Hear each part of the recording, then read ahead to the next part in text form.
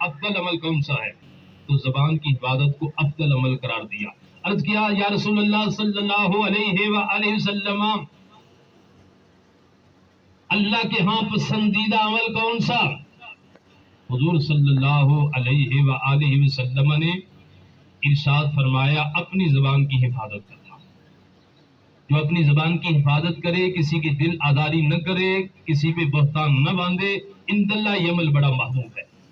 اور اگر زبان کی پھسلن کی وجہ سے، یاد رکھو اس کا میدان بہت وسیع ہے، ہاتھ کا میدان وسیع نہیں، آنکھوں کا میدان بھی وسیع نہیں، پاؤں کا میدان بھی وسیع نہیں، لیکن زبان کا میدان بہت وسیع ہے. کفر بھی اسی سے، اور ناشکری بھی اسی سے، بہتان بھی اسی سے، اور عداوت کی بنیاد بھی اسی زبان سے. بھائی سماعت کر لیجئے، اگر کوئی چاہے کہ عداوت ختم ہو جائے، قرآنی وظیفہ سن لو، کیونکہ معاشرتی اعتبار سے کسی نہ کسی اعتبار سے عداوت ہو جاتی ہے. اگر کسی کی خواہش ہو کہ عداوت ختم ہو جائے، اس کا دشمن دوست بن جائے، خون کا پیاسا جانثار بن جائے، مخالف محب بن جائے، تو قرآنی وظیفہ سن لو. ارشاد باری تعالی فرما ادفع باللتی ہی احسن، برائی کو بھلائی کے ساتھ دور کرو. برائی کو کس سے دور کرو؟ بھلائی کے ساتھ، نیکی کے ساتھ. ادفع باللتی ہی احسن، اب پھر ہوگا کیا؟ فَإِذَا الَّذِي بَيْنَكَ وَبَيْنَهُ عَدَاوَةٌ كَأَنَّهُ وَلِيٌّ حَمِيمٌ. فرمایا تو اور تیرے درمیان، جس کے تیرے درمیان دشمنی تھی، پھر وہ گہرا دوست بن جائے گا تمہارا. جب ایک طرف سے نیکی ہو، دوسری طرف سے برائی ہو، اب وہ دشمن نہ رہے گا، خون کا پیاسا نہ رہے گا، مخالف رہے گا، وہ دوست بن جائے گا.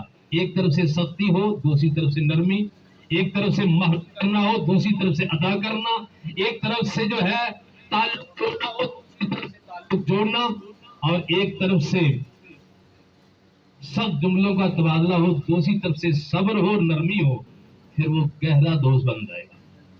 کیا بن جائے گا؟ گہرا دوست بن جائے گا.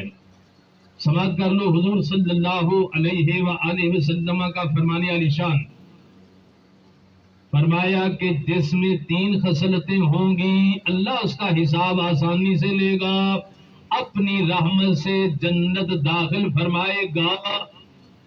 3 حالتیں جس بندے میں ہو، 3 خوبیاں جس بندے میں ہو، 3 خصلتیں جس بندے میں ہو، حساب آسانی سے لیا جائے گا اور داخلہ جنت ہوگا.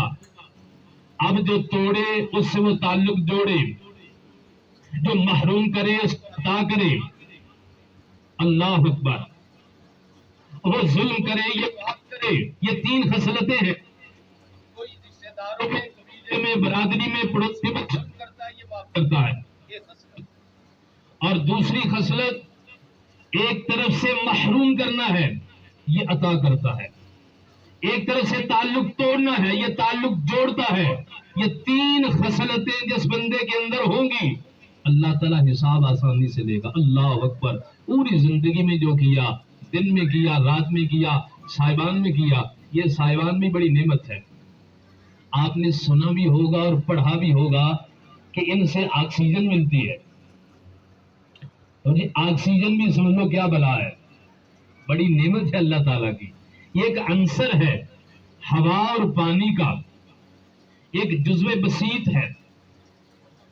آکسیجن ہوا اور پانی کا جزو بسیط ہے. آسان لفظوں میں یہ ہوا کی وہ مقدار ہے جو زندگی کے لیے ضروری ہے. کس کی مقدار؟ ہوا کا وہ جز جو زندگی کے لیے.